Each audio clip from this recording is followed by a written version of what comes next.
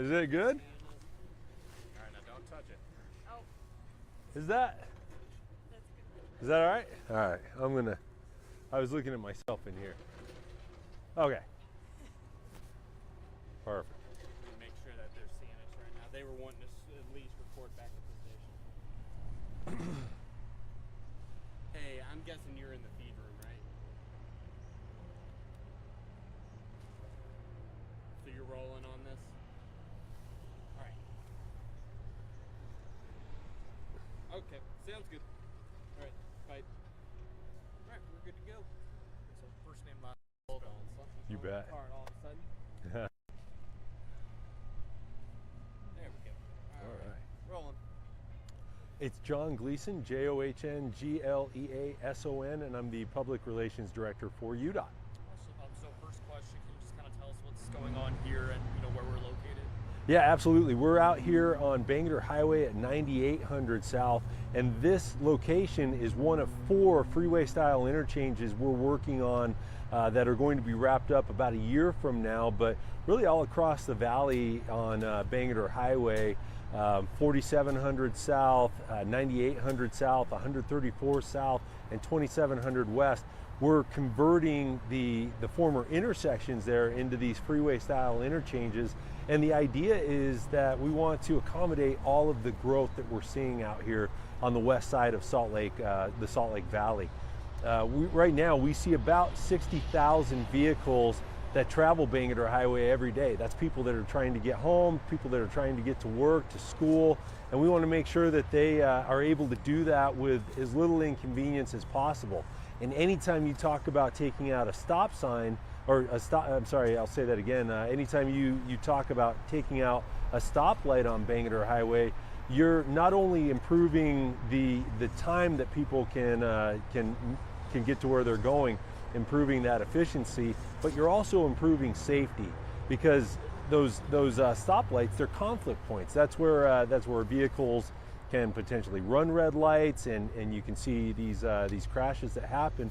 If you take out those stoplights, you're essentially removing that conflict point. And how long will this project take? So we started earlier on this year, and we're going to be wrapped up end of next year, hopefully in time for the holiday season next year. It's about a 2-year project, but they're big projects. This is these 4 that we're working on right now.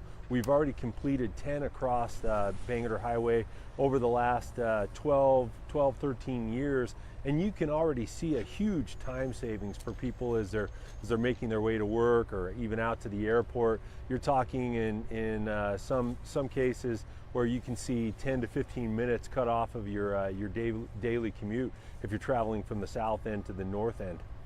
Can you kind of run down some of the alternate routes? So basically, and feel free to say this too if you want to as well. So east-west traffic at 98th and Bangerter is going to be closed for 10 months. There's Elk Ridge Middle Schools right here. Obviously, this is a busy intersection.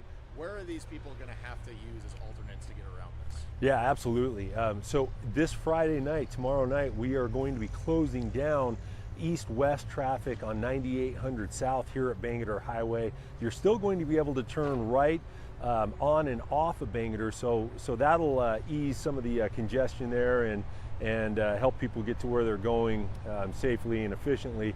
But it is an inconvenience anytime you take down a major route like 9800 South. So we want to make sure that people have that plan in place, and they know what to do in terms of coming up with alternate routes. And here, the best alternate routes are 90th South on Bangerter. If you're going through Bangerter, 90th South or 106 South. Those are both on either side of 9800 South here.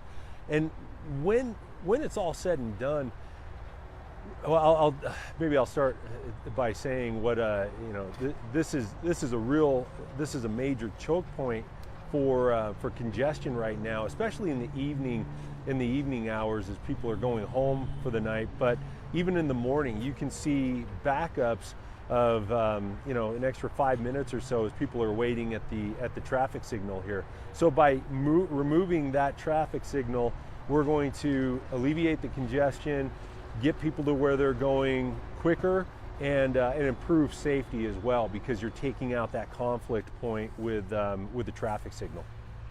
So I know we said 10 months. Do you know approximately, like, is there an estimated reopening date of this intersection specifically? We don't have an estimated reopening date at this point, but we are shooting for the beginning of the holiday season. Generally speaking, it'll be heading into Thanksgiving weekend, but you know, we're saying end of the year right now. But you know, it's important for us to get things moving again and help these businesses out here, because anytime you have a construction project like this, a major construction project, that can be an inconvenience for the businesses and for the people that frequent those businesses. We want them to know that these businesses are out here, they're still thriving, and we want people to come out and support the businesses, give them your support. You know, I live right down the road here, and there are a lot of shops here that I visit frequently, and it's important on all of our construction projects for the community to come together and support these companies that are making it through the construction. Do you feel like, you know, we do, you know, stories all the time about, like, you know, it's kind of like a long-term investment. Like the short term, it's going to be a little bit of a pain in the neck. Kind of talk about, like, do you feel like it will be worth it in the long run what we're doing here for the next year? That's a great way to say it. I mean, there is that short-term inconvenience, and it can be a real hassle if you live or work around construction. But that long-term payoff is going to make it worth it, allowing people to get to where they're going with more ease and safer. And also for the companies that are around here as well, give people a better access to their businesses. So kind of describe too, with removing the light, are you guys doing something similar like at 47th where you're like, are we moving Bangerter up so traffic in the future can go underneath what will be Bangerter? Is that kind of what we're doing here too, or is it a little different? Well, so this intersection at 98th and Bangerter is going to be very similar to the interchange at 114th South and Bangerter, where 98th will actually go over Bangerter. Bangerter is going to go underneath 9800 South, and that's important to the community around here. They really, you know, didn't want the Bangerter Highway going up and over and obstructing views, and that's something that we fully support. So we work very closely with the community here, and that's the plan that we have right now, is that 9800 South is going to go over Bangerter. And so over the next 10 months, you're going to see a lot of excavating. You're going to see, you know, people out here digging, and there's going to be a giant hole so that we can put Bangerter underneath 98 here. I think that's all I got. Awesome. Thanks, guys. Yeah.